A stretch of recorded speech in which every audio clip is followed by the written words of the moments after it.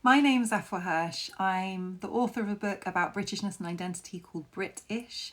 I'm a TV presenter, a journalist, I write a column for The Guardian, and a lot of my work is around what it means to be British, around identity, race, and the narratives we have about different communities and our role in this nation. I'm so happy to be taking part in the WOW Festival. It's amazing to see events like this that give us all so much energy, still continuing under these really difficult conditions. So it's wonderful to be with you.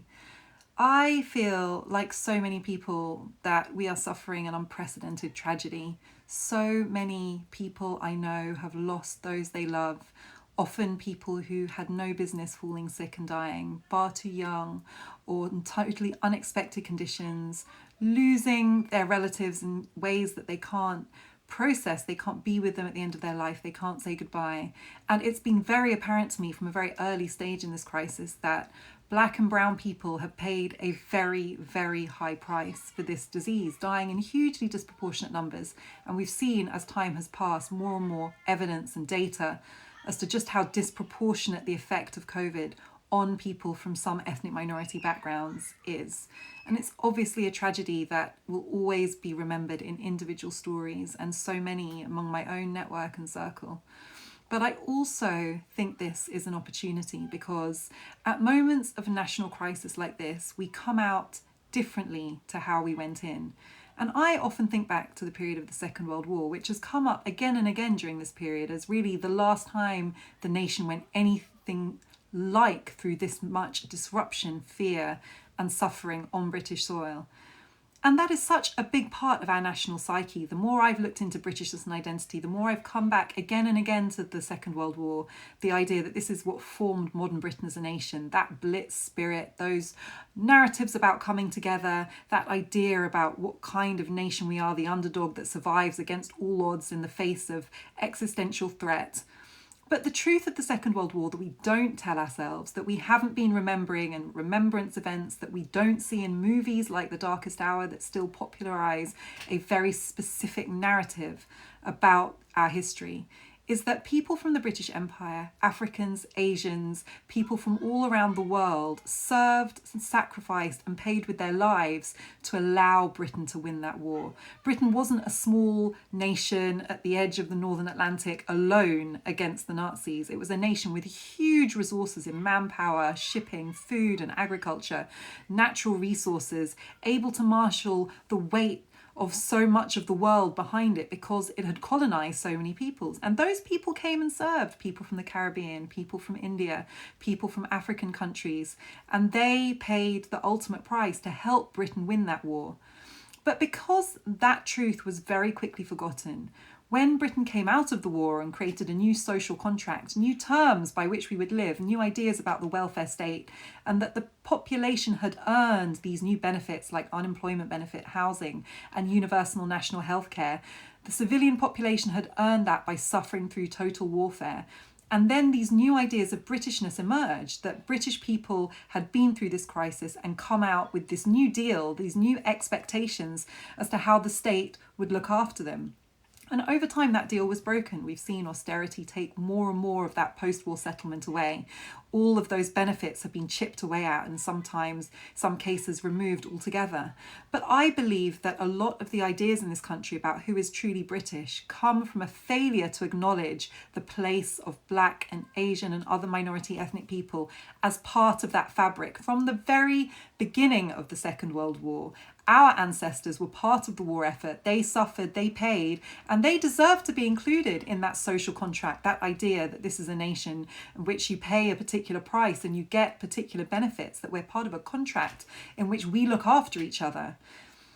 That was forgotten, and it allowed an idea to take hold that people who look like me, even though our parents and grandparents served this country, that we don't truly belong here and we're not truly deserving of the benefits of being British. That has to change now for so many reasons. First of all, we are reliant on those national services in ways we never have been before in my living memory. people who work in the NHS, nurses, doctors, porters, cleaners, people who drive buses and tubes, people who clean and do security and stock supermarket shelves, are finally, belatedly being valued for the key essential workers they are. So many of those people are from ethnic minority backgrounds. We serve disproportionately in roles that are now belatedly being acknowledged as key. And secondly, we have paid such a disproportionate price for this crisis. We have died at far higher rates than other groups. Black men are 4 times more likely to die from COVID than any other group in this country. Black women are twice as likely to die. This is an experience that has affected us all differently, and no one can deny the role that we have played, but also the suffering that we have endured. And that's why I believe this is a moment to take stock of who we are as a country and start to see it perhaps honestly for the first time, to honestly acknowledge that we've always been here, we've always been serving and sacrificing and playing a role. But in the past, it was too easy to erase that truth. It was too easy to forget the price that we had paid. This time, it would be a brave person who would try to write us out of the story, because we have served and we have suffered more than others. I believe that in the midst of this real hardship and suffering, we have to take this visible truth and use it to reshape our national story. It will be so much harder going forward to be dishonest about what Britishness looks like. Britishness looks like the nurses and doctors and bus drivers who have been out there while others, including me, have been at home staying safe. They have been putting themselves on the line. And so many of them are from the very minority communities that have suffered attack after attack and vilification, even by mainstream politicians in recent years. That has to change now. This is the beginning of a new deal, a new social contract, and one at which I believe we will have to put minority people at the heart.